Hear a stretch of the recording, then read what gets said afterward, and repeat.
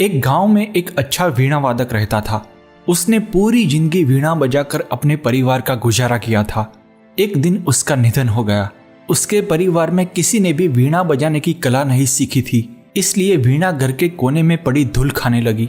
घर छोटा था तो कुछ दिनों बाद वीणा वहां आड़े आने लगी। आखिरकार उन्होंने वीणा को कमरे से निकालकर बाहर बरामदे में रख दिया। वीणा बाहर पड़ी रहने के कारण रात में बिल्ली, चूहे और गिलहरियां उस पर कूदते, जिससे वीणा के तारों से आवाज आती और घर वालों की नींद टूट जाती। वीणा से परेशान होकर उन्होंने अगले दिन उसे कूड़े में फेंक दिया। एक दिन एक रावण हत्था बजाने वाला उसी गांव से गुजर रहा था। उसने कूड़े में पड़ी उस वीणा को देखा। वह तंतु वाद्य का अच्छा जानकार भी था। उसने थोड़ी ही देर में वीणा के तार ठीक किए और उस पर यमन राग बजाने लगा। उसका अद्भुत संगीत और सुरीली आवाज सुनकर गांव वाले उसके तरफ खिंच आए। उसकी प्रशंसा करते हुए लोग उसके बिछाए कपड़े में पैसे रखने लगे। थोड़ी ही देर में उसके पास काफी सारे पैसे जमा हो गए। लोगों की भीड़ में वह परिवार भी वहां खड़ा था। यह सब देखकर उनके मन में जलन हो रही थी। अरे, यह वीणा तो हमारी है, वीणा वादक का बेटा रौबदार आवाज में बोला। इसलिए इन पैसों पर हमारा हक बनता है। आधे पैसे हमें वापस कर दो और यह वीणा भी हमें चाहिए। वीणा बजाने वाले कलाकार ने हंसते हुए कहा, भाई साहब, आज तक यह वीणा तुम्हारे पास थी, लेकिन तुमने इसका उपयोग नहीं किया।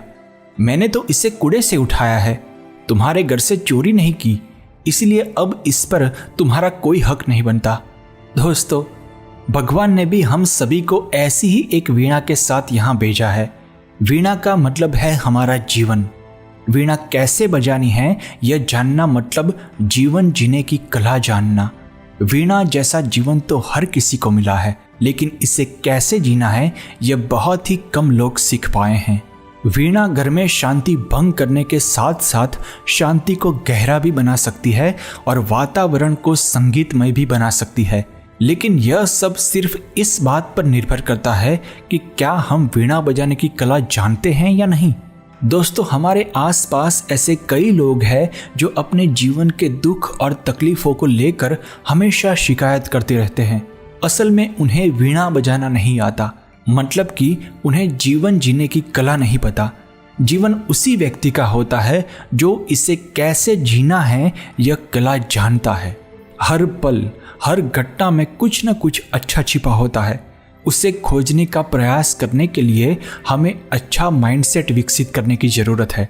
अगर हम उस वीणा वादक की तरह जीवन और कला का सदुपयोग करना सीख जाएं, तो हमारे जीवन में और हमारे आसपास के लोगों में निश्चित रूप से खुशी के सुर गूंज उठेंगे। जीवन सुरीला बन जाएगा।